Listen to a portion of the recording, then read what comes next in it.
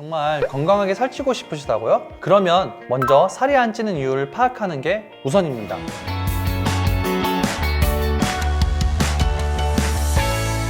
왜 나는 살이 안 찔까? 라는 질문으로 스트레스 받으셨던 분들 많이 계시죠? 우선 저체중 상태로 오랫동안 유지할 경우 올 수 있는 현상에 대해 알려드리겠습니다.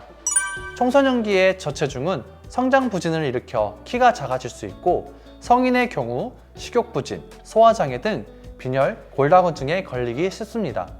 또 신체 면역력 저하, 피로감을 느끼기 쉽고, 여성의 경우에는 불임이나 유산의 확률이 높아지기 쉽습니다. 마지막으로 자신감 부족, 심리적 위축으로 인해 대인관계가 어려울 수도 있습니다. 이런 고민들 때문에 외부적으로 많이 먹어본다든지 아니면 운동을 해본다든지 다양한 방법을 시도하셨던 분들도 계시고, 아니면 계획하고 계시는 분들도 있으실 텐데요.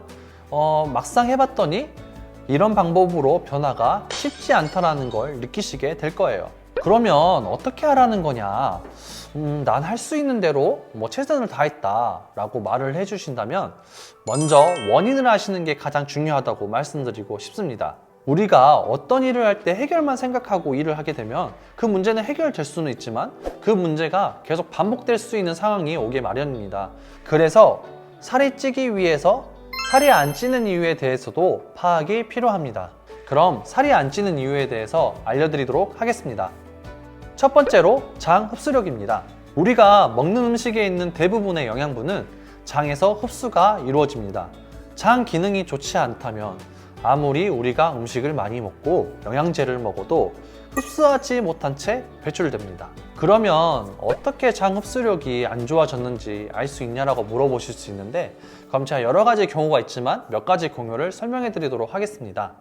평상시 가끔 묽은변을 보거나 설사를 하는 경우, 차가운 음식을 먹으면 설사를 하는 경우, 술을 마신 다음날 설사를 하는 경우, 대변에 음식물이 섞여 나오는 경우, 하루에 대변을 자주 보러 가는 경우, 우유를 먹으면 설사를 하는 경우, 조금만 긴장하고 신경을 써도 배가 아프고 설사를 하는 경우. 이 외에도 장과 관련된 이상이 있으시다면 장이 안 좋은지 의심을 해보셔야 됩니다. 두 번째로 소화기 문제입니다. 첫 번째는 오히려 많이 먹고 아무리 챙겨 먹어도 장에서 흡수를 못하지만, 소화기는 반대로 먹고 싶은데 입맛도 없고 소화가 잘 안 돼서 음식을 자유롭게 먹지 못하는 경우입니다. 소화 불량이 있을 때 올 수 있는 증상에 대해 몇 가지 알려드리겠습니다. 평상시 소화 불량 증상이 있는 경우, 음식 섭취 후 속이 더부룩한 경우, 음식 섭취 후 체한 느낌이 있는 경우, 식후에 트름이 자주 나온 경우입니다. 우리 몸에서 비장은 입과 밀접한 연관이 있고, 비장이 좋지 않으면 식욕도 저하되고 음식 맛을 제대로 느끼지 못합니다. 비장이 어디냐고 하실 수 있는데, 비장은 위장과 밀접한 관계를 가지고 있는데요. 비장은 위장과 짝을 이루어 소화에 관여하는 장기입니다. 위는 음식을 받아들이는 그릇이라면 비는 실제적인 소화를 담당합니다. 그래서 우리가 비위가 약하다 이야기하면서 음식을 많이 먹지 못하고 그만큼 몸에 들어오는 영양분이 줄어들어 살이 안 찌는 경우가 발생합니다. 세 번째는 불규칙적인 식습관입니다. 바쁜 현대사회에서 살기 위해서 일하는데 밥도 제대로 못 챙겨 먹는 게 현실입니다. 또한 분주한 라이프 생활 스타일로 패스트푸드나 가공식품을 주로 섭취하면서 영양의 불균형이 생기게 됩니다. 영양의 불균형과 불규칙적인 식습관으로 신체적 스트레스를 유발하기 때문에 살이 찌지 않는 것입니다. 네 번째는 예민함과 스트레스입니다. 우리가 살아가면서 예민한 상황들이 왔을 때 스트레스를 받는 경우가 있습니다.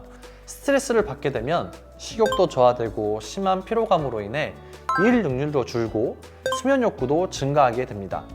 이 상태가 심해지게 되면 식욕 저하로 인해서 체중 감소가 나타나기 쉽습니다. 다섯 번째는 기초대사량이 지나치게 높은 상태입니다. 들어가기 앞서 기초대사량이 무엇이냐? 기초대사량이란 사람이 생명을 유지하는데 필요한 최소한의 에너지 양을 말합니다. 인바디를 체크하면 기초대사량에 대해서 나오는데요.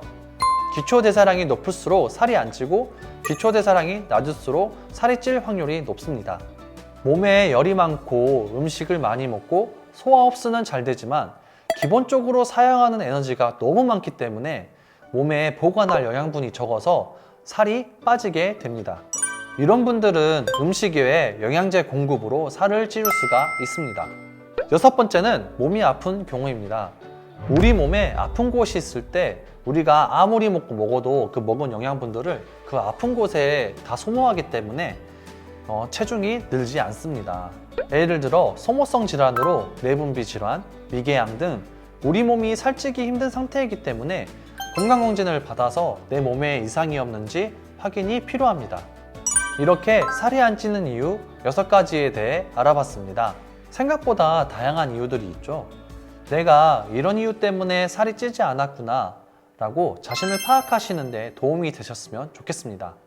그래도 아직 나는 살이 안 찌는 원인에 대해서 잘 모르겠다면 전문가의 상담을 받아보는 것을 권장합니다. 참고로 체계적이고 내 생활 맞춤형으로 살찌는 방법에 대해 상담을 받고 싶으신 분은 네이버에서 살찌는 컨설팅을 검색하면 정보를 확인하실 수 있습니다. 여러분들이 살이 안 찌는 이유로 더 이상 고민하시지 않게 도움이 되는 다양한 콘텐츠로 찾아뵙겠습니다. 이상 살찌기 전문 허브버리 매니저였습니다. 감사합니다.